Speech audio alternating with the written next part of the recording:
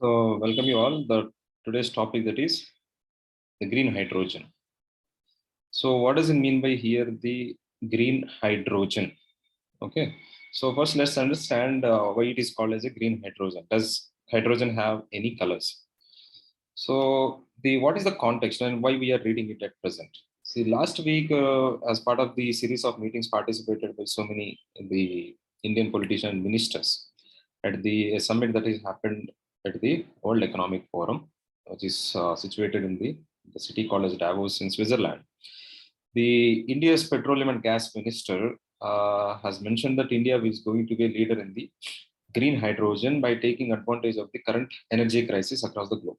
So what are the current energy crisis? The current energy crisis is a lot of countries is for the critical energy sources like the petroleum products or natural gas.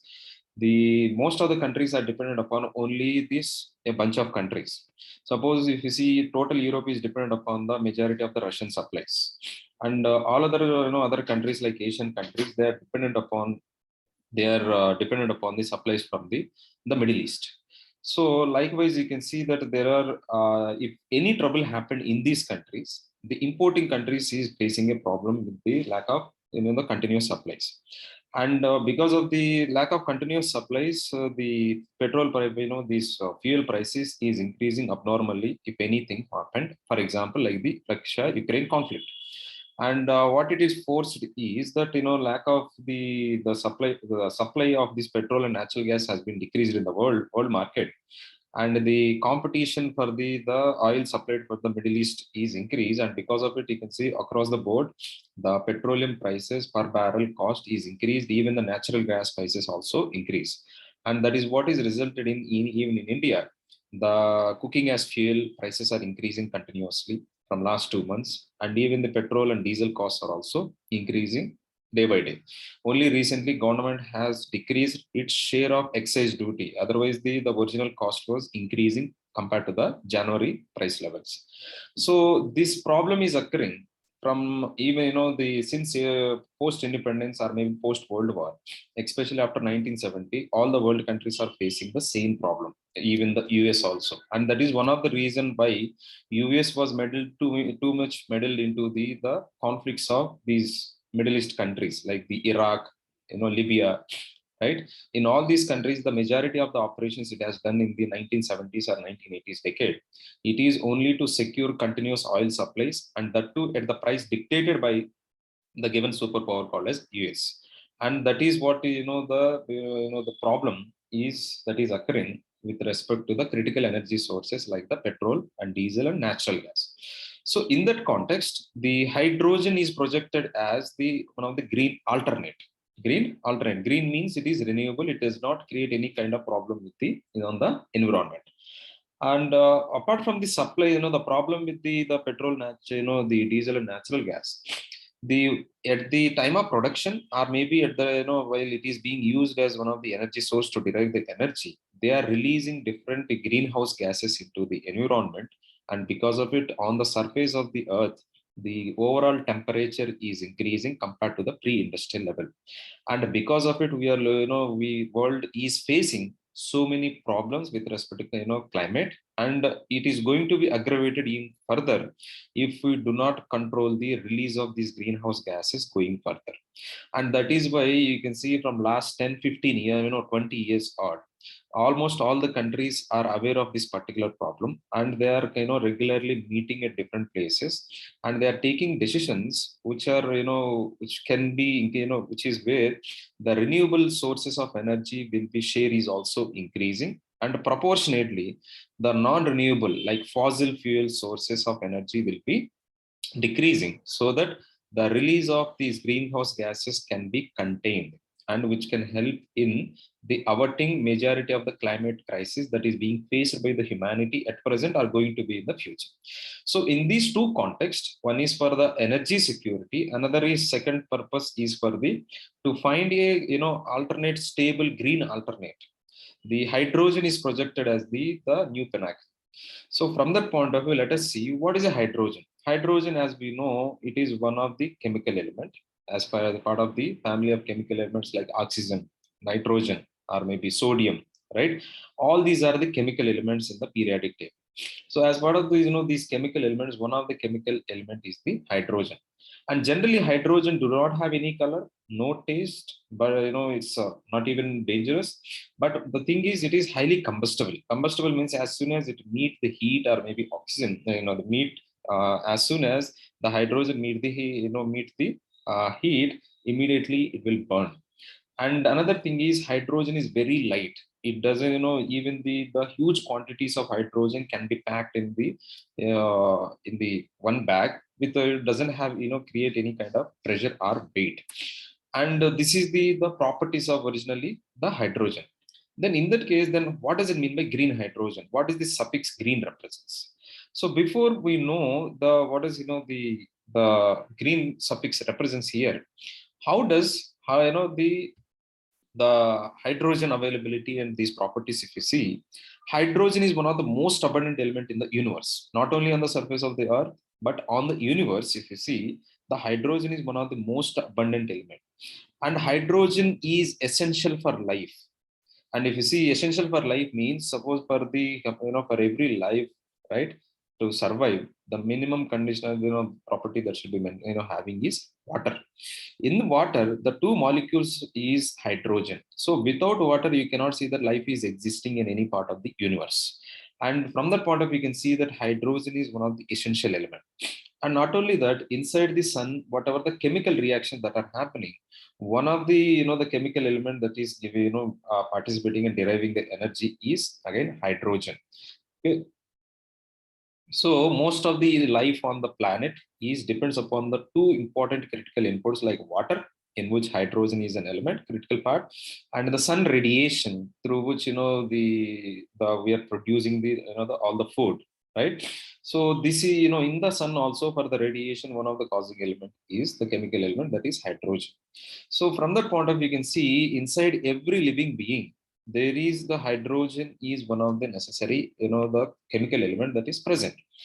And but the problem with the the hydrogen is only available in the on the earth. It doesn't available in the pure form, but it does available in the combination of it with some other element. So like the perfect example, like hydrogen, I don't know, sorry, the water or maybe methane, CH4, right? So in all these forms, it is available only in the combination of some other elements. And this is what makes is the problem of how do we extract the hydrogen only from all these elements, right? Like the ammonia or maybe the water. So this is what, the first we need to know the first part, how to extract the hydrogen. So the hydrogen to extract, what we need to do is obviously we need to break those molecules, either ammonia or maybe the water. So to break those molecules, whether it is energy intensive or it does consume less energy. To split the hydrogen molecules, we need a lot of energy. Lot of energy needs to be applied, like for example, on the one water molecule to extract only the molecule called as hydrogen. Okay, so the hydrogen, what is the advantage of extracting the hydrogen? Hydrogen, unlike all other petroleum products, it is also an energy carrier. That means if you extract the hydrogen, even in this hydrogen, we can store a lot of energy which can be consumed later. Okay, like how do we consume petrol? In the same manner, hydrogen can be also used as a fuel. Okay, but is hydrogen the fuel or a gas? So hydrogen, as we know, it is a gas, but it can be, through this process, what we are doing is we are converting into the liquid hydrogen, and which can be used as a fuel. So the first part of this, the discussion will be how to extract the hydrogen and from where we are extracting. The two critical sources that are used by that are used at present by the old countries. One is that water, another one is the methane, right? CH4. So these are the two critical inputs that are being used to derive the hydrogen or to extract the hydrogen. So one is the source, another one is what is the energy that is being used in this process to split these molecules to derive, to extract the hydrogen. So based on these two methods, the sources and the process, we can give different suffixes to the hydrogen that is extracted through this process. The first and foremost thing, the world countries extracted the hydrogen that is called as a gray hydrogen. Why it is called as a gray hydrogen? So the first thing what we need to see is how this hydrogen, from where it is derived from. It is derived from, naturally, is from the an already available energy sources called as natural gas, or maybe the fossil fuels. Fossil fuels means especially the crude oil, petrol, or diesel. Okay, so the sources are the gas and the fossil fuels. So that means the traditional fuels are using here to produce the hydro, to derive the energy. So how this energy is derived again? How this hydrogen is extracted from these two energy to these sources? There is a method in that is used in the natural gas, that is reforming of natural gas. So reforming of natural gas, in this process, what they do is they do rearrange the molecular structure of hydrocarbons present in the natural gas.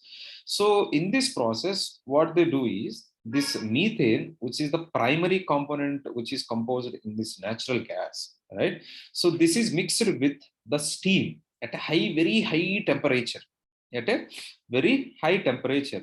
Then from in this process, the hydrogen can be extracted, hydrogen can be separated. But in this process, the end result, the end product that is released is that CO2, right? So here, to derive the energy called as the energy that is hydrogen, what we are doing is we are using, one is natural gas that is derived from that is an extract, which is creating, releasing a lot of harmful gases into the nature. But burning natural gas does not release the harmful gases, but extracting it from the original sources will release the poisonous gases. So as such, natural gas also putting a lot of pressure on the environment. The second thing is, by using natural gas as the critical product here, right, to derive the energy that is called a hydrogen, by extracting hydrogen, the end product that is released is carbon dioxide. So if you use going further hydrogen as a fuel, this is the cleanest fuel. It does not create any problem. So how that is, we'll see that further. But hydrogen is one of the clean energy source. So if this is used as a fuel, it does not release any harmful gases into the nature. That is fine. But while extracting hydrogen itself through this process, what it is doing is it is releasing a lot of carbon dioxide, and itself is a the greenhouse gas. And in against to this release of this green carbon dioxide, the world countries are deciding and meeting, and they're moving on from conventional sources like these products, right, these energy sources, to the renewable sources which does not release these greenhouse gases. But the original purpose is being lost here, right? So because of the type of the source, and the source, that is the natural gas and the fossil fuels, and second thing is the end product that is being released, end product that is being released. Because of these two reasons, this type of hydrogen is called as a gray hydrogen. Otherwise, hydrogen do not have any color. But from where it is extracted, and what is the end product, and because of it, you can see that you are labeling it as with a different name that is called as a gray hydrogen. And in this process, for every 1 kg of gray hydrogen that is produced, 10 kg of carbon dioxide is released. 10 kg of greenhouse gases is being released through this process. But if that is the case, then why still the countries, or maybe all the people, is producing this gray hydrogen? Generally, this gray hydrogen is used as the one of the critical input in the chemical industry, especially the fertilizer industry. So for the fertilizer industry, what government does is it does supply the natural gas. What they do is they do convert the natural gas into the gray hydrogen, and the gray hydrogen is used as one of the energy source for the preparation of the fertilizers. Okay, that is what all the plants in India are, the most of them, except 3 plants which are naphtha based. Remaining all of them are the natural gas based based plants, fertilizer plants. So in all these, the places also, you can see that a lot of carbon dioxide is being released. Lot of carbon dioxide is being, but this amount of carbon dioxide that is being released is less than what is, the conventional sources like naphtha or maybe petrol when it is, used as the combustion engine. So the amount of greenhouse gases released by those engines are high compared to this method. But still, this is also we do not warrant it. Okay. So this is at present the most common hydrogen that is produced and used as one of the energy sources, the gray hydrogen. Okay. There is another type of hydrogen that is called as a blue hydrogen. The blue hydrogen is here also you can see that the process is exactly the same, and also the where we are extracting is also same from natural gas, and the process is also we are using a lot of temperature. Finally, end product carbon dioxide release. But why do we are calling it as blue is in this process, whatever carbon dioxide that is released, that we will not be made to escape into the environment. But what they do capture it, and they store it permanently separately in some place. Okay, so carbon dioxide that is released in this process, rather than released into the open environment, let it mix in the open environment. Here they do capture it everything at the production level itself, and they store it. And this method is known as the carbon capture and storage. So what looks like here, whatever carbon dioxide that is being released, rather than letting it to mix in the environment, which is causing the increase in the temperatures, they do capture it and they do permanently store it somewhere. Okay. But obviously you can see that this total process of capturing and storing of carbon dioxide is always huge, the costly from the money point of view. And also logistically, it is, the challenging also how to capture it perfectly and how to store it permanently, so that any time in the future, it does not release again into the environment, so that there will be no net addition of carbon dioxide. Right. So that is why compared to the previous method, this is little better. But only thing is the resultant product carbon dioxide is not released into the environment. So the next alternate, that is what we are coming to the present topic, that is called as a green hydrogen. So why it is called as a green hydrogen? The first and foremost is what is the energy, the source from where we are extracting the energy, this uh, what is it, the what is the input that we are using to produce or to extract the hydrogen. So in this method we do use the scientists do use the hydrogen as the input rather than the natural gas or the petroleum products. Here hydrogen is used. And what is the energy source they do apply? What is the energy source they do apply?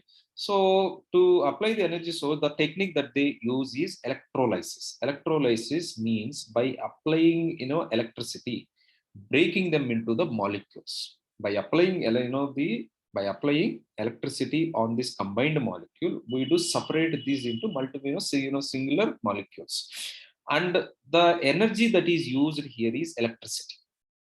So we might be knowing that electricity is a clean fuel that can be used by using, the electricity like electric mode, electric vehicles, which are being, the projected as the green alternates compared to the petroleum based engines. That is fine. Petroleum is the electricity is a clean fuel. But the question is how this electricity is produced, that is being used in all across the, all the sectors, or maybe like the replacing the combustion vehicles and replacing them with the electric vehicles. We are saying that electric vehicles are the green alternates, but the question is how that electricity is being produced. So the electricity, majority of the electricity that is produced in India, especially if you see, most of them are coal based. Coal based mean they do release to, by using coal as a critical input, electricity is being generated. So in this process, you can see a lot of greenhouse gases are being released. And coal is one of the most polluting sector, or maybe the commodity, which is actually putting a lot of pressure on the environment. So even though the electricity is clean fuel, but how do we extract that electricity is making, putting a lot of pressure again on the environment. So this is where the in the to extract this energy, the electricity that we are applying, what we are using is electricity that is generated by using the renewable sources. If we use that electricity, it's not simply electricity, but electricity generated by using the renewable sources, like the typical two sources that we know, wind source or maybe solar power, right? So from these sources, which are renewable, green alternates of the producing electricity, And this renewable sources of electricity, if we use in this electrolysis process to break this hydrogen, the hydrogen that is extracted is, we can call it as a green hydrogen. So it is why, even though the hydrogen originally do not have any color, but from the, depending upon the source and the type of energy that we are applying, right, to extract that hydrogen, we call it as the green hydrogen. Okay, so this is what is, the meaning of a green hydrogen. Then how does, the green hydrogen is used? So if you see, generally the electricity that is produced by using the coal or any method, or maybe let's take the example of renewable sources, whatever electricity that is produced, that has to be consumed immediately. What if not consumed immediately? Can it be stored? Yes, it can be stored, but it can be stored in the batteries. But is this batteries naturally available? No. Again, those needs to be manufactured. Most of these batteries and most efficient batteries are lithium-ion batteries. So the production of the lithium-ion batteries, we need, the critical input called as lithium, right? Is, lithium as a mineral is available in India? No, we have to import from other countries, especially like China. So again, it is putting one of the thing is, in the mining process, it releases a lot of poisonous gas. Second thing is, India is not, having the sufficient lithium sources. We are dependent upon the other countries like China, Ukraine, right? In all these countries. So anything, if you see, the problem with the petrol products for India is, we are almost 80% of the energy needs, we are dependent upon the other countries. So likewise here also, the whatever the electricity that is being generated through renewable sources, if it wants to be stored and to be reused again at a later point of time, that needs to be stored, that can be stored only in the batteries. So again, for the manufacturing of the batteries, the critical inputs, we are dependent upon the other country. So again, here we are not energy secure. Okay, so the problem with these renewable sources is, electricity is being generated, but it has to be consumed immediately. So if it is has to be consumed immediately, that is fine. But is renewable sources available throughout the year to move away from the coal power, coal electricity generated by using coal? Can we move that to the renewable sources of energy, electricity generation? It is not possible. It is because if you see in the summertime, in the winter time, neither the wind is, the wind is almost stagnant, and there is no enough solar power to generate the amount of electricity that is being demanded by the total, the society, or maybe the manufacturing facilities in India. So that is why the problem with the renewable sources is, but in summertime they do produce, by using solar power, you can produce a lot of power. But can that be all be consumed by the people? No, that is also not possible. So during the peak times, there is, surplus renewable energy, electricity may be produced, but don't know where to store it. Don't know where to store it. It cannot be in the batteries. If it is in the batteries, again it goes against the original purpose of creating an alternate energy source which does not have any pressure on the environment, right? So lithium here put a lot of pressure on the environment, extracting. Okay, so this is why here what what we are looking at is, we are looking at a method wherein hydrogen, the so-called green hydrogen, can be used as a method. Okay, so all these are mentioned here. You can see the renewable energy cannot be generated throughout the year. Okay, so it is intermittent in nature. So if that is the case, then during this intermittent period, how can continuously electricity can be supplied to the consumers, right? So that is what wherein the hydrogen, as green hydrogen, do come in power. So how this the green hydrogen can be used, okay, to produce the electricity? So this is where you can see that a device is used that is called as a fuel cell. A device name that is called as a fuel cell. So what it does is, this fuel cell, it will transform the hydrogen fuel. So we are calling it as a fuel. It is because you can see that what they do is, by the hydrogen that is extracted, it is pressurized at a very high pressure. If you apply the high pressure on the given gaseous element, it will convert into the liquid form. So it will convert into the liquid form. So it will happen, the hydrogen, which is a gas which can be converted into a fuel, almost at a minus almost 170, 180 degrees centigrade temperature. So if you apply this temperature on the hydrogen gas, it will be converted into the hydrogen fuel. So this is what you can see, that you are by applying a pressure, That means by exerting almost this much of temperature on the hydrogen gas, you can convert into the hydrogen fuel. That hydrogen fuel can be stored as like, any petrol. So the petrol that can be stored in a tank, or maybe, the diesel, in a car tank, or maybe in a bottle, right? So in the same manner, by taking necessary precautions, hydrogen fuel also can be stored. But as the nature, you can see that this hydrogen is converted to fuel by applying the almost negative temperatures, the lowest, almost minus 200 degrees. So this is what we call it as a cryogenic. Cryogenic means wherein you can see that very lowest temperatures. Okay, all those are called cryogenic. The ultra deep the freezing temperatures are called as a cryogenic. Okay, so you can see that what the fuel that is stored in the one particular tank at this particular temperature, this fuel cell, what they do is it will transform this hydrogen fuel into electricity. So the hydrogen fuel that is derived, the hydrogen, green hydrogen that is extracted, is used as a fuel. And using this fuel, this particular fuel cell will convert into the electricity. And this electricity again can be used as a power source. Okay. So the question is, what is the mechanism that happens, right? The chemical reaction. So what they do is the fuel cell, what it does is the hydrogen, which is a chemical energy, right, which is a chemical energy, it converts into the electricity by using something called as this reaction method, oxidizing agents. So through a process called as the oxidation and reduction reaction. So we don't have to know what is this, but we just have to know the oxidizing means anything that you are mixing with oxygen, we can see the oxidization process. Okay, so oxidation and reduction. So what it does is here, this fuel cell, the will make this the will make it, this hydrogen is passes through a catalyst.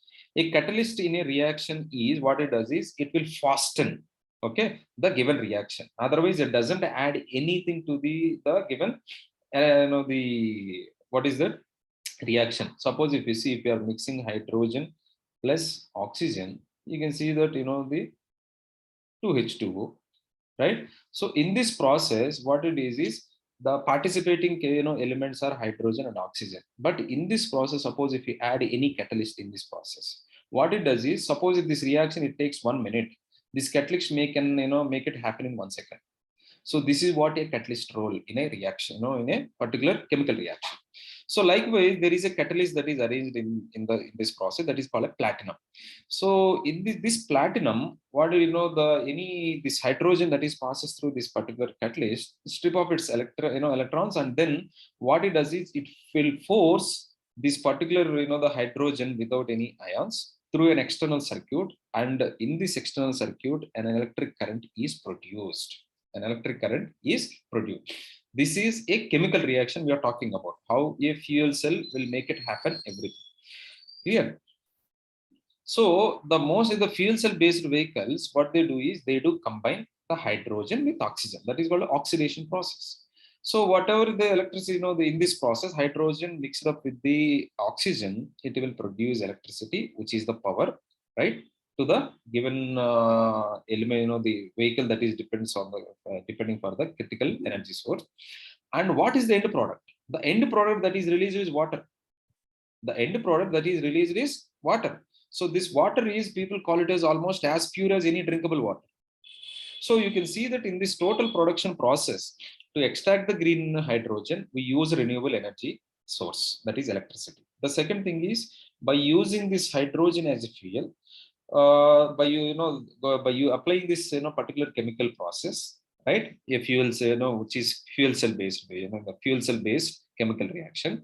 So what happening is, there is an oxidation process. In this oxidation process, electricity is being generated, that is used as a power. The another alternate that is released is the waste matter, that is waste, water.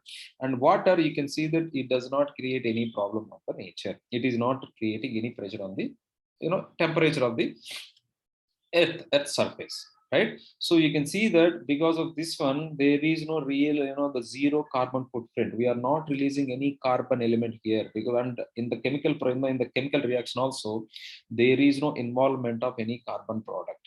All the poisonous gases, most of the poisonous gas, the poisonous mean the greenhouse gas on the environment is the carbon dioxide, CO2. So the carbon element is putting a lot of footprint with respect to the, the increasing the temperatures of poison, the temperatures on the earth surface. But in this total process from the extracting of the green hydrogen and then to finally utilizing it as a fuel. So till the end, if you see, there is no involvement of carbon element and no release of any carbon element. Okay, so this is why it is called as one of the green alternate. The next thing is, what are the different types of electric vehicles? Electric vehicles means the vehicles which are running, deriving the power through electricity. Okay, the electric power is being used to power the vehicle. So in this process, you can see that different types, there is an evolution of this type of vehicles. The first and foremost is the conventional type, that is the hybrid electric vehicles. What are these hybrid electric vehicles? So in the same, the vehicle, in the same vehicle, you will see the two different engines. One is that regular combustion engine. So combustion engine do use the, the input, the fuel, that is petrol products. Okay, typical petrol products.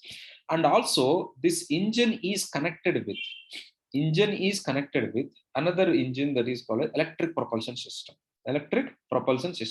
So in this, this electric propulsion system, what it does is it can store electricity, and from this, this propulsion system can release the electricity in a regulated manner, which can, which will be helping the pulling or pushing the given vehicle further. So here this propulsion system will be supplying electricity, which can be used to power the given vehicle. So how this electricity is being supplied to this, propulsion system? What it does is, when the combustion engine is functioning, okay, when there is a fuel, when it is running, during this process, the extra energy is being released. The two levels of energy is released. One energy is to, power the given vehicle to move further. The second, apart from that, another extra energy is also will be releasing.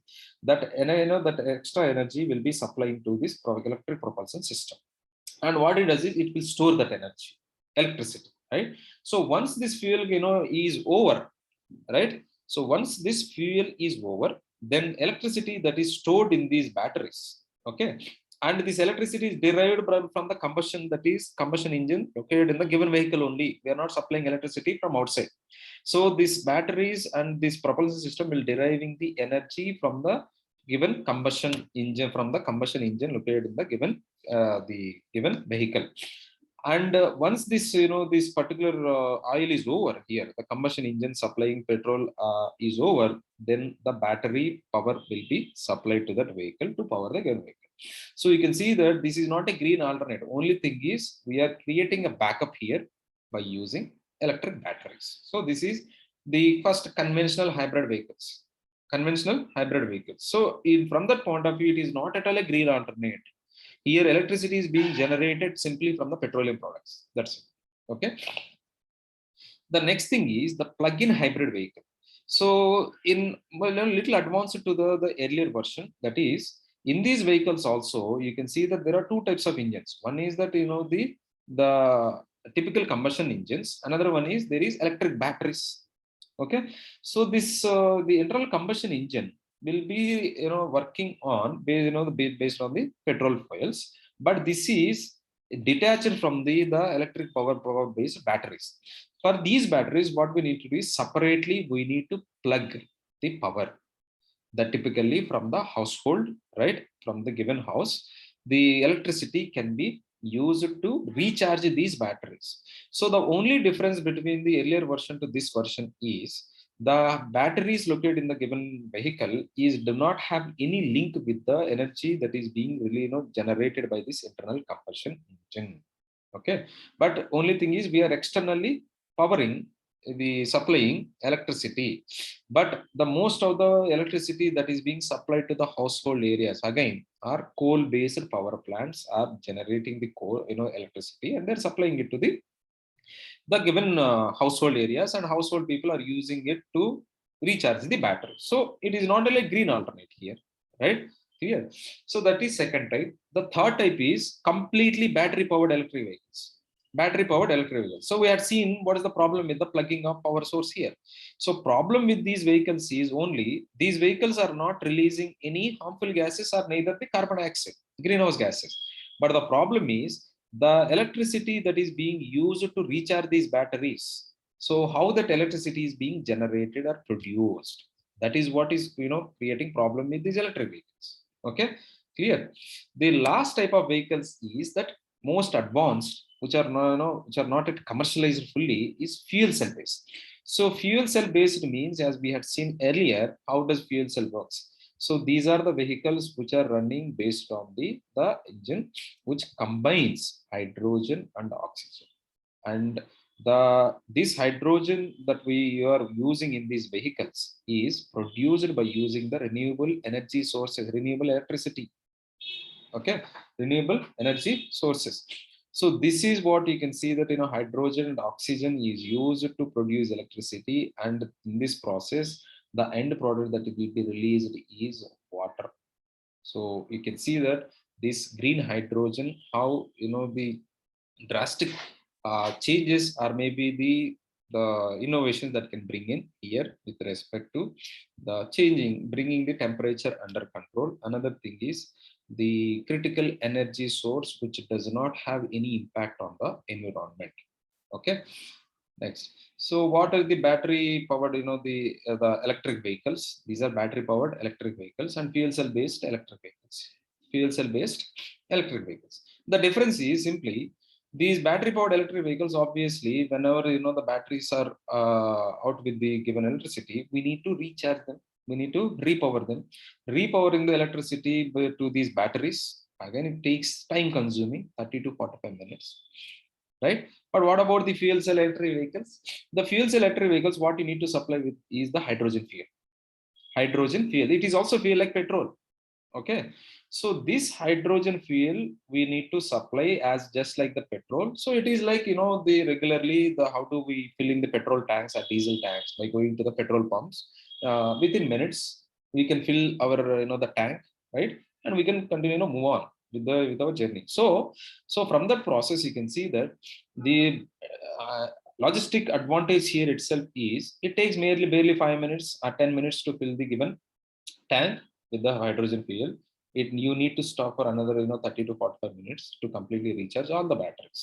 Okay, another thing is here the consumers do consume the almost 5 times the battery energy storage per unit volume, the compared to the and weight.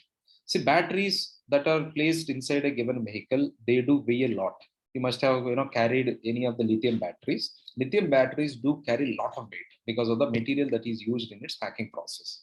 So that because of it, what happens is the weight of the total vehicle is also increasing. That is also putting pressure on the consuming more energy. Consuming more energy. Another thing is batteries also do consume the space. Batteries do also consume the space on the given vehicle. So that is not the case, the problem with the hydrogen vehicles, wherein you need only the petrol, the given tank. Okay, like the petrol tank. Okay, and this petrol tank is not weighty. It doesn't have the put a lot of weight. Another thing is doesn't occupy too much space. Okay, next. What are the advantages with the green hydrogen? So as we know, one of the clean burning molecule, right? What it does is it will definitely decarbonize. That means the sectors which are dependent upon the carbon as an energy source, which can replace them by supplying with the they converted to the green hydrogen, we can typically decarbonize. Then we these industries will not release any carbon products, okay, like carbon dioxide or, okay. So the typical sectors which do use coal the as an energy source is iron and steel, right? And chemical industry, as we discussed, the natural gas, and transportation, petrol and diesel. So all these sources, you can see all these industries which do consume a lot of energy and do release, these are the sectors which are actually polluting the environment, right? So these sectors can be typically decarbonized, can be replaced with these conventional energy sources to the with the green hydrogen. And another thing is, whenever renewable energy, through renewable sources, electricity is produced, right? And that excess electricity produced during the peak hours, that can be routed to the supply to the for the general production of or extracting of hydrogen, and hydrogen can be stored for any longer time. Hydrogen can be stored for any longer time. And another thing is, if there is any grid means typically it is like the hub and spoke manner, wherein you can see that here there are consumers. Here you can see that there is only one plant or maybe two plants that are manufacturing, that is actually generating electricity. And what they do is, suppose if this electricity producing plant is located in Chhattisgarh, okay, and another plant is located somewhere in the Tamil Nadu, okay, let us assume. And for the people those who are living in Karnataka or maybe AP, let us assume they do not have any electricity generating plants, but still you can these people can enjoy, can be supplied with the electricity. So how that is happening, what they do is, there is a central place wherein all the electricity will be supplied to this to central facility. This central facility will be distributing again that electricity to the according to the need to the uh, Telangana or maybe to Tamil Nadu, and here it is Chhattisgarh, again to AP, again to Karnataka. So this central place, you can see that where power is being distributed to the place wherever there is a demand. This central place is called, we call it as a grid. Okay. So the stability of this grid depends upon how continuously power is being supplied. So to bring in the stability, that means to do its function continuously, what it is should be doing, that is distributing power, there should be continuous supply of electricity. But if this grid is built only on the renewable energy sources, the continuously throughout the year electricity cannot be supplied to this grid, right? So this is where, to bring in the grid, the grid stability, what can be done at any point of time, more renewable energy based electricity generated. So what it can do is, whatever is in demand, that can be supplied to the grid. Remaining thing can be routed to the companies which are producing and extracting the hydrogen, right? And that hydrogen can be in that hydrogen can be stored for longer period.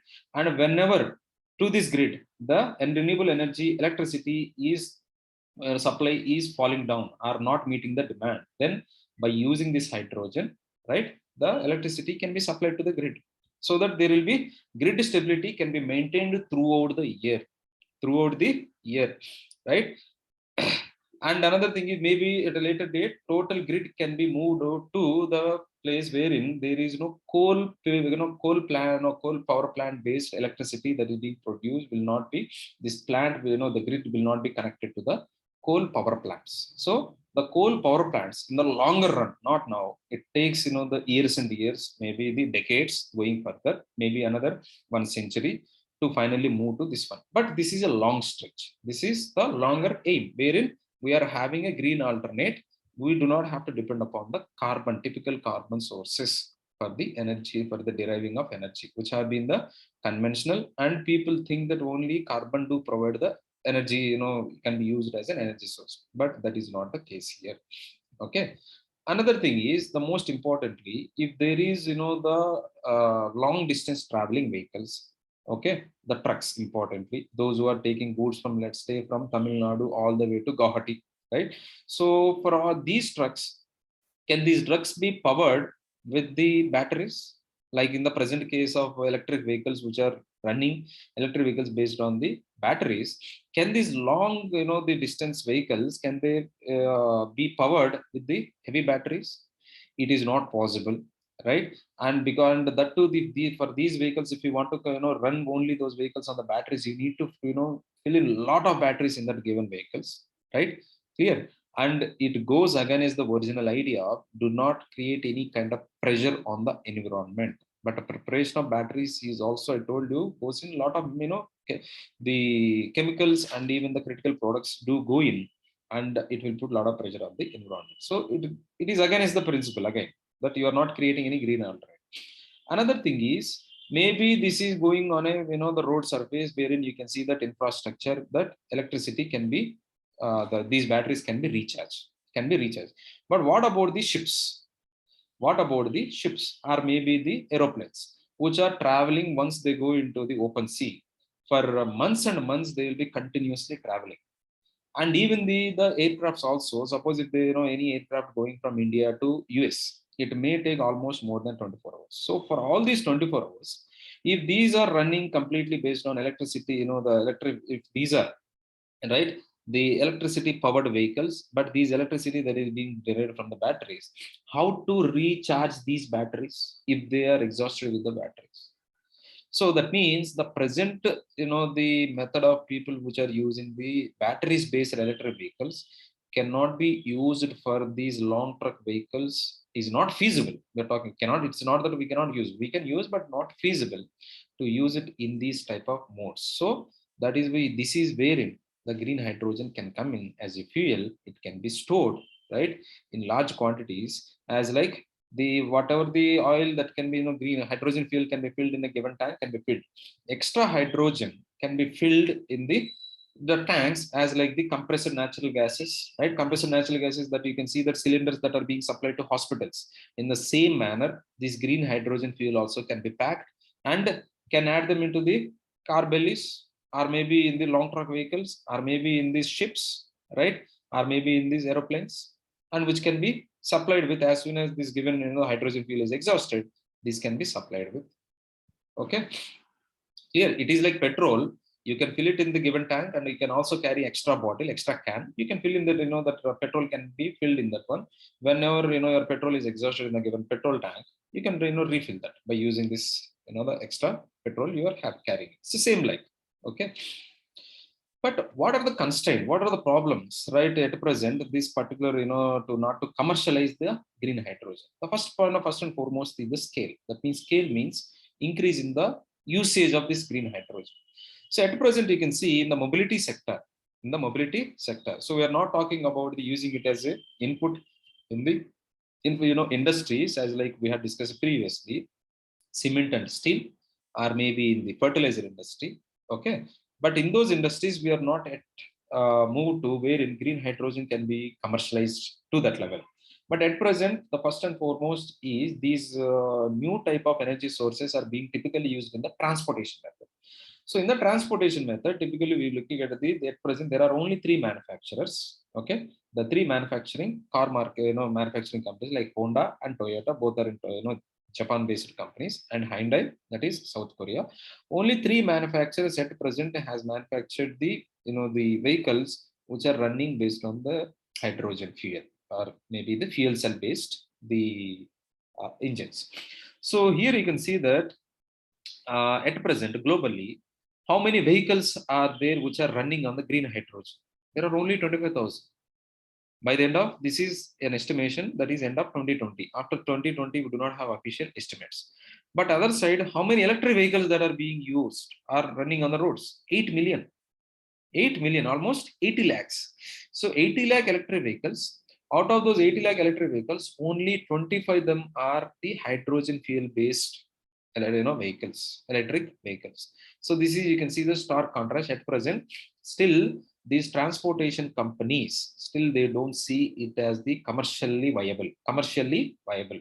Okay, and second problem is at present is the safety. So as we had seen many, in the news recently from last couple of months, so many electric vehicles which are battery based, lithium ion batteries, many of them are exploding and they are catching fire, and because of it people are also dying. So with the electric vehicle which are battery powered, the battery is one of the things that you can see a compact material that you will see less possibility for explosion. But even those are being exploded, right? And so, there is a problem of safety with the present electric vehicle. The same thing goes with the hydrogen fuel, because hydrogen is highly combustible. So if any excessive heat is met, right, the hydrogen will explode like anything. So this is the bigger problem with the hydrogen fuel. And that is why you can see that we need to use cryogenic engines. Any heat that reaches to meet the hydrogen, immediately it will explode. So we need to create a environment or maybe space in the given vehicle wherein there is a tank which is having the lowest temperature of minus 180, minus 190. In those temperatures, you need to store the hydrogen. And if that is not properly maintained, then explosion is immediate within seconds because of high combustible nature of the hydrogen.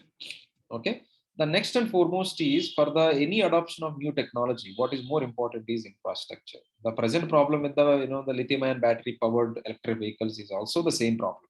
Like the petrol pumps wherein we can get the petrol and diesel in the anywhere that we are traveling, or maybe a national highway or inside a city, the same kind of infrastructure is not at present placed or available for the recharging of batteries. Recharging of batteries.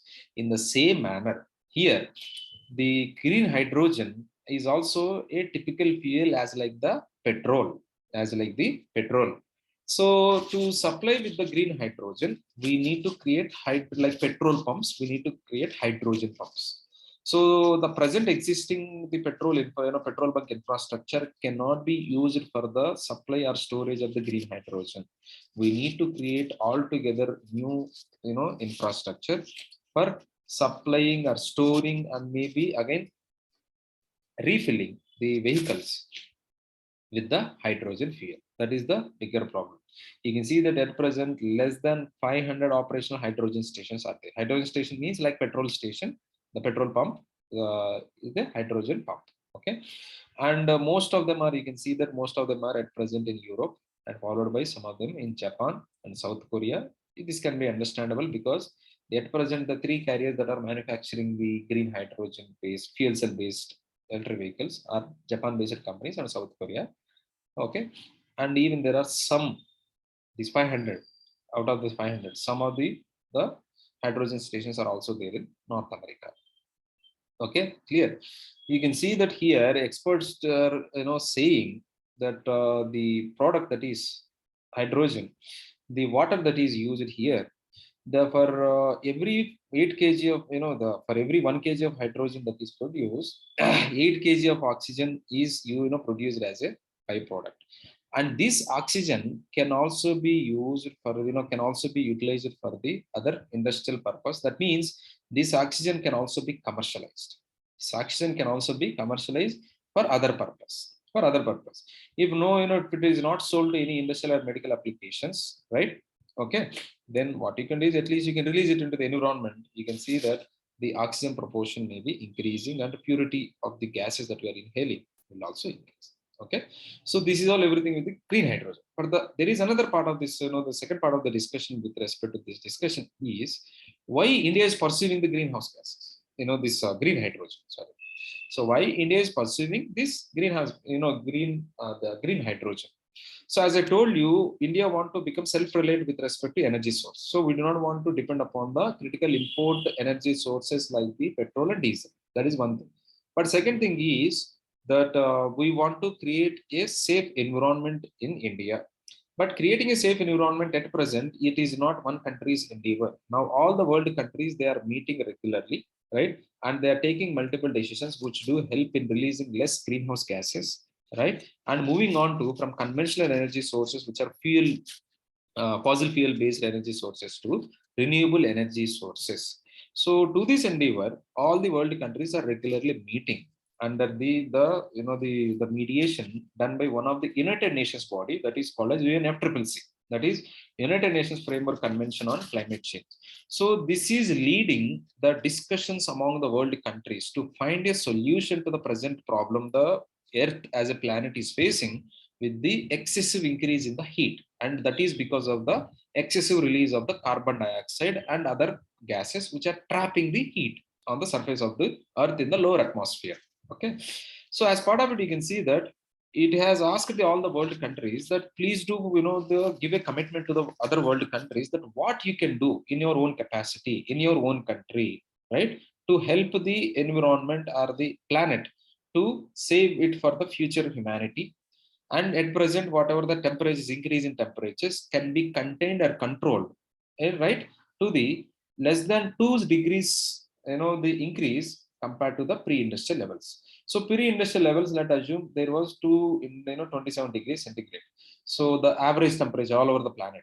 At present, they want to contain it something like anything less than the 29 degrees centigrade. 29 degrees centigrade. To let it happen, there should not be any new addition of the, especially the carbon dioxide. Carbon dioxide. But carbon dioxide is not the only greenhouse gas, but we do give excessive importance to carbon dioxide because this is the largest polluting gas that is being released into the environment. Okay, so the under this, the as part of it, India's commitment that is made, right, as part of the Paris Agreement, that means summit that is happened in the Paris, in the city located in France, that happened in 2015. So India's commitments are towards this endeavor is that India is committed. What they did is, whatever the greenhouse gases emissions that are happening, right, at the 2005 levels in India, by 2030, India will bring it down to 33 to 35% less than the emission intensity that was there during 2000 to the 2005 levels. Here we need to see not the total emissions, the emission intensity. It was emission intensity. So that means per day how many greenhouse gases that are being released. Okay, suppose let's take that 100 units of the greenhouse gases are releasing per day. That is, you can call it as the intensity. For one day, 100 units of greenhouse gases are releasing. Then you can see that that is the intensity on that given day.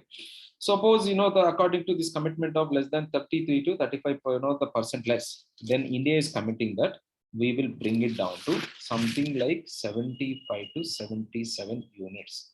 So India is nowhere saying that we will take a step that we will not release any greenhouse gases. Only thing is the intensity per day, right? How much of the greenhouse gases that are released compared to it, we will be decreasing it to 75 to 77 units. Okay, clear. So that means in the 2005, what is the total amount of greenhouse gases that are released? So compared to it, by 2030, we want to bring it down by 33 to 35%. That means we want to bring it down to 75 to 77%. Clear. And recently, last year, Prime Minister participated in another meeting that is happened, that is launched by this is series of meetings that do happen under the leadership of this UNFCCC.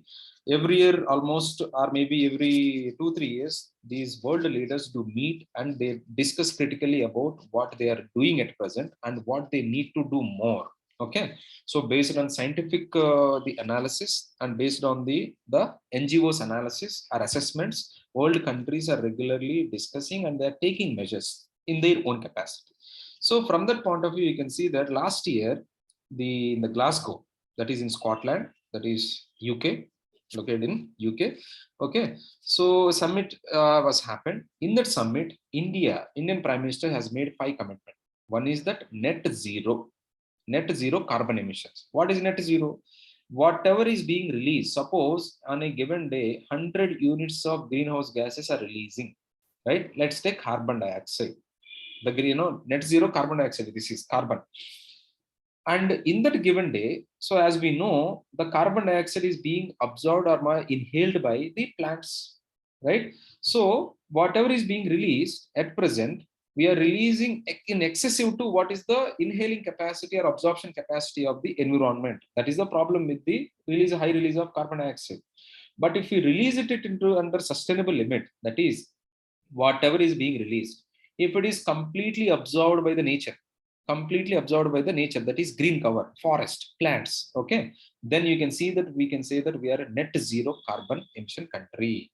So here we are not saying that don't release any carbon dioxide. You can still release, but only thing is release it in such a manner that the amount of forest cover that is there in the given country, that can, what is the absorption capacity in a given day, right? For the total plan or the green cover in the given country, release only those many units of carbon dioxide. Make sure that your total energy needs are like that, so that you can conventionally diversify your energy sources.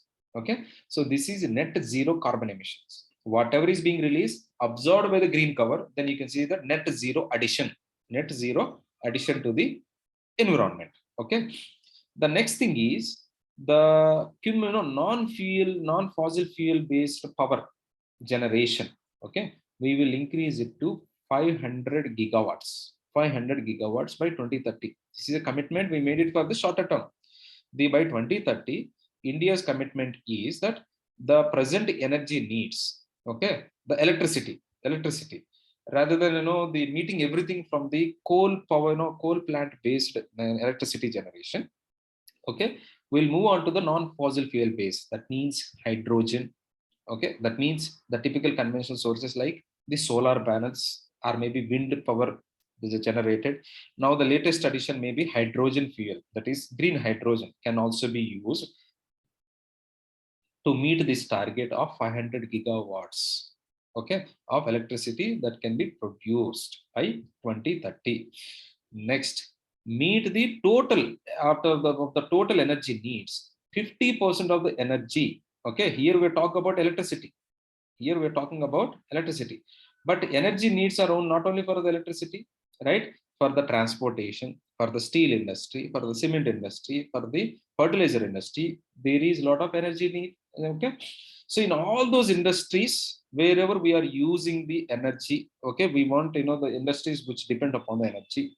All those industries, right? Energy's demand will be met at least 50% by the renewable energy sources. That means renewable energy sources means again wind, right? Or maybe solar, or at present the green hydrogen, right? And here you can see that what we discussed previously as part of the Paris Agreement, that is reducing the greenhouse gases emission intensity by 33 to 35% by 2005 levels. Here, India has increased its commitment. It has shown more commitment, saying that compared to 2005 levels, we will decrease it to 45%. We will decrease it to 45%. That is going to be achieved by 2030.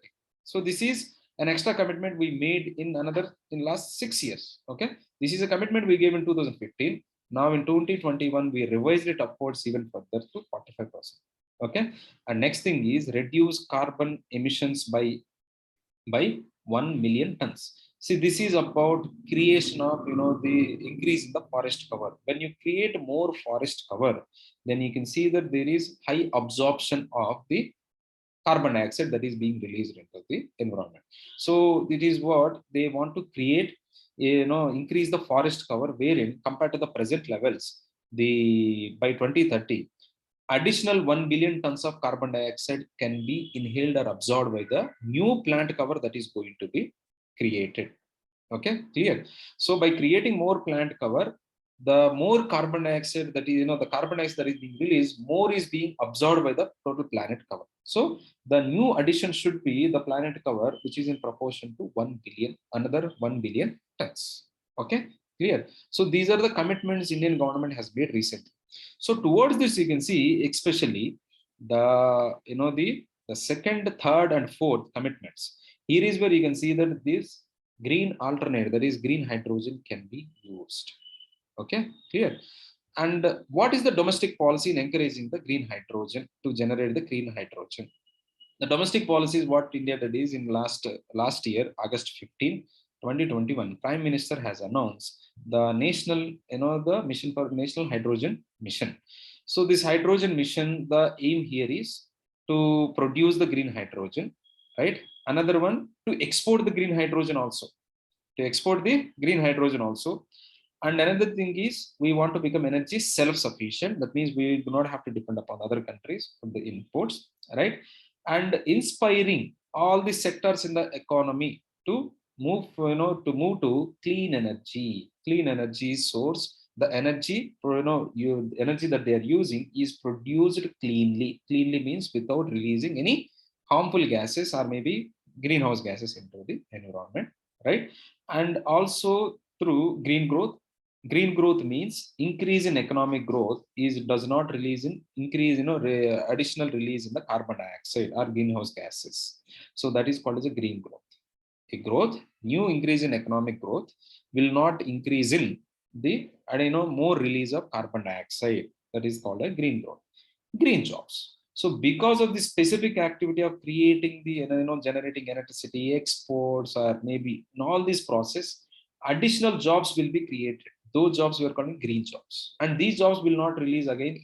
These sectors will not be putting any pressure on the environment. Okay, clear?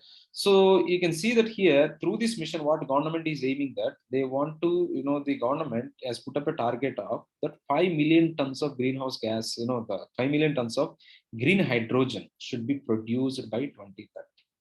So to produce, 5 million tons, those much of the greenhouse, the development, the infrastructure or maybe capacity should be created. Capacity should be created. So this is what his mission is encouraging. So through this mission, what they're doing is they are only talking about, see, the source that is used to produce the green hydro, the liquid, the hydrogen is water. Water is everywhere available. So for water, government do not have to talk about anything, in this mission. But what they have to talk about is the energy that is needed to break this hydrogen, the water molecule, that is electricity, right? So electricity in this green hydrogen that is used is electricity generated by using renewable sources like solar power or wind power. So there is any industry, any new company that has formed to extract the hydrogen. To those industries, how does this electricity will be supplied, and that too that electricity should be produced from the renewable sources. Renewable sources. So this is where this mission is talking about. And this mission is not only about the green hydrogen. There is another alternate called as green ammonia. Green ammonia. So we'll discuss it some other time, but at present, the present discussion will be limited to the hydrogen. Why do we call it as a green? We discussed all these things. Okay. So from that point of view, for these industries which wanted to generate the green hydrogen, right?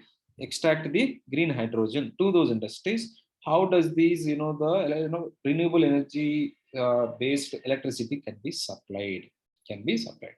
So this is where you can see that there are two options available for the given company who want to extract the hydrogen. One option is they themselves can create these renewable energy sources in their own places, like install the solar power plants, generate solar power, and you can use it for the extraction of hydrogen. Okay, that is now permitted. That is now permitted. Second thing is, if you could not able to install your own renewable energy capacity, what you can do is you can depend upon the other companies which are actually generating. Okay. And if any company has requested for the supply of electricity, and the supply of electricity within 15 days of receiving or making an application, there will be somehow or the other, government will make sure that electricity will be supplied to that particular plant which is extracting the hydrogen. So this is very big commitment. Okay. Another thing is, if any of the the plants which are extracting the hydrogen, okay, green hydrogen, if they themselves have installed the renewable energy source capacity, so at any point of time, suppose they have generated the electricity, more electricity, but all that electricity they could not able to utilize for the extraction of hydrogen, what they can do is they can supply that electricity, excess electricity, to the grid, okay, or any distribution company, discoms, and those discoms immediately they will supply to the consumers and immediately consume. But whatever has been supplied by this particular company to the discoms at a later date, up to 30 days, it is like a storage. So whatever has been supplied to the discom can use it for any purpose. But within 30 days, what they can do is this: if this company requests for it, this discom have an obligation to resupply that much of electricity again back to the given company which has supplied, okay, the electricity which is generated through the renewable sources. Okay.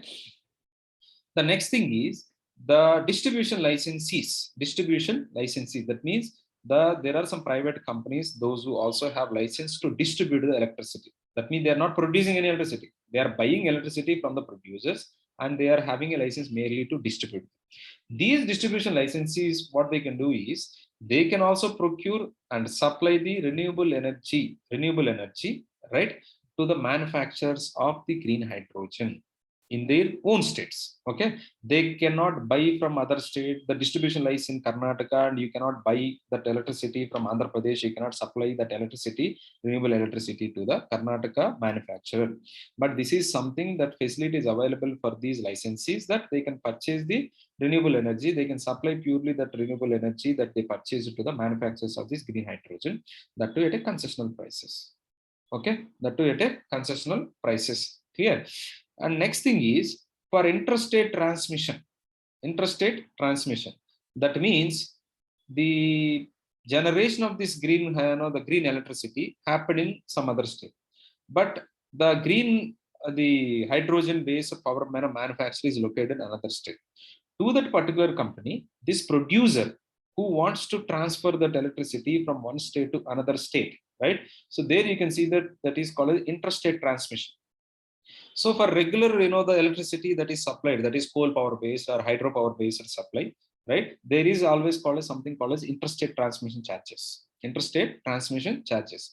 So these interstate transmission charges for the supply of the green electricity to for the extraction of the green hydrogen, there for next 25 years, there will not be any such charges. There will not be any such charges, provided these manufacturers of this green hydrogen, right, if they start working before 30th June 2025, before 30th June 2025, for those companies, for next 25 years, they can import the power from another state without paying anything called as interstate transmission charges. Okay. Clear. So by implementing this particular policy, it will provide the clean fuel to the common man in the given country. That is hydrogen, green fuel for the transportation purpose. And later on, maybe it can be start using for the domestic purpose also for the supplying of electricity. Okay. And it will automatically reduce the dependence on fossil fuels and also on the crude oil imports. Okay. And this particular policy want to promote the renewable energy generation is also renewable energy generation, right?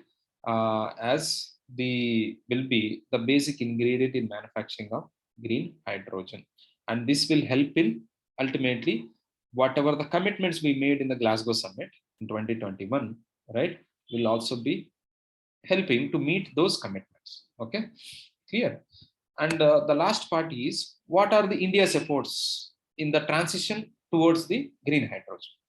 First and foremost is recently the oil, the Indian Oil Corporation company has patented a new technology. That new technology, they call it as a compressed natural gas. That is hydrogen spiked compressed natural gas. So there is a CNG, right? In that CNG compressed natural gas, what they did is they had increased the hydrogen component in this compressed natural gas. So they are calling it as the hydrogen spiked compressed natural gas. Hydrogen compressed natural gas. So in this, the hydrogen compressed natural gas, there is 18% of hydrogen. 18% of hydrogen. So directly, without going for any blending, all these things, directly what they did is by using this technology in the compressed, in the given natural gas, they had increased the hydrogen percentage to 18%. To 18%. So this is the Delhi has become the first country, the first state in the the place in India wherein they had started operating buses, which are running not there are CNG based buses in the Delhi, but they started running the hydrogen spiked, the compressed natural gas based the buses. That is the first effort towards the using hydrogen as an energy source. Another thing is the Indian Oil Corporation itself is planning to set up a dedicated manufacturing plant to extract the hydrogen, and to run the buses completely on the fuel cell based hydrogen in its R&D center located in Faridabad. Okay, they are planning, still not yet happened. Okay, but this is unlike the hydrogen spike. Here they want to they go for the fuel cell based electricity vehicle, electric buses. And next thing is another company, that is NTPC, right, National Thermal Plant Power Corporation, and it is operating a pilot project.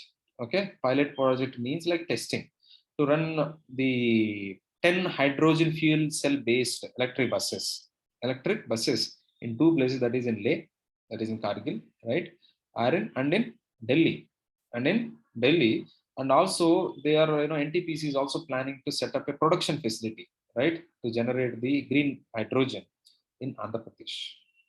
Okay, and the most important thing is, as a regulatory norm, the Ministry of Road Transportation and Highways, under which there is an act which is governing the all the motor vehicles which are plying on the road, Center Motor Vehicles Rules 1989. It talks about the different safety standard that needs to be met by the different energy powered vehicles. So they have included a new chapter wherein they're talking about what are the safety standards, evaluation standards for the hydrogen fuel cell based vehicles. So that means you can see that there is a policy response also. So it is readily placed. Anybody can utilize it. Anybody can go in and can manufacture the vehicles which are fuel cell based electric vehicles, right? And recently, last month, April 20, 2022, again, the Oil Indian Corporation, Oil India Limited, Oil India Limited actually, headquartered in, there is an eastern some place that is called as the Dulegen. So it is located in something, a district called Jorhat district. Okay. So in that district, it is actually headquartered. So there they are planning to produce, they have, actually, which is planning to go for a 99.9% pure hydrogen power plant. Okay, hydrogen pilot plant. So pilot means there want to just check it whether we can commercialize it or not.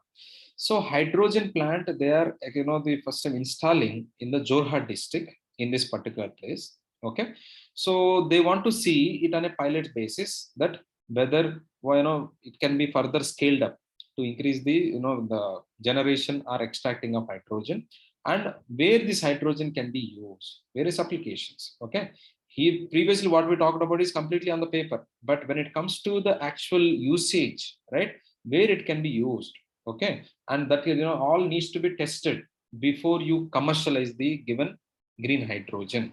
Okay, so for R&D purpose, and also the going ahead, how the production process, how efficient it is, how cost effective it is, and how efficiently we can store it, how safely we can store, and how it can be used in the transportation. Second thing is how it can be transported, like we are transporting the petrol from one place to another place, how easily it can be transported. All these things needs to be tested before needs to be commercialized. So this is what they were, Oil India Limited company want to try here. And to generate the, to extract the hydrogen, what is the, how can they supply with the, how can they get the renewable energy, electricity? So what they're doing for that purpose, they themselves install the 500 kilowatt of solar plant, 500 kilowatt of solar plant. And though, by electricity that is produced from this solar plant will be used for the extraction of the given green hydrogen. And at present, in that installed capacity, they are producing only 10 kg hydrogen per day. They want to scale it up further to 30 kg per day going ahead. Okay, in the near days or maybe in the coming months. And here you can see that a specialized blender has also been installed in the for the blending of green hydrogen produced from this plant with the natural gas. So as of now, this what they are doing is initially whatever green hydrogen that is produced from this plant, okay, they want to blending. They want to blend with the natural gas that is being supplied by this gas corporation for the household usage, and also for any of the industrial use wherein natural gas is used as energy source. Okay, so at present they want to go for the blending of the green hydrogen that is produced. Going ahead, their plan is that rather than blending directly, green hydrogen itself can be used as an energy source. Okay, that is in the near, maybe in the medium term, but in the short term, blending with the natural gas, so blending with the natural gas means you do not have to use new infrastructure or maybe new equipment. You can use the present existing equipment. That is the advantage of using, blending with the natural gas. But if you want to completely transform to green hydrogen fuel cell based electricity generation, then we need to install new infrastructure, replacing with the present existing infrastructure. So going in the long run, when we see the commercial applications are viable for the green hydrogen, then definitely we can expect that there are electric vehicles or maybe energy or electricity that is being supplied purely based on the green hydrogen or fuel cell based green hydrogen engines. Okay, so this is it, the end of the given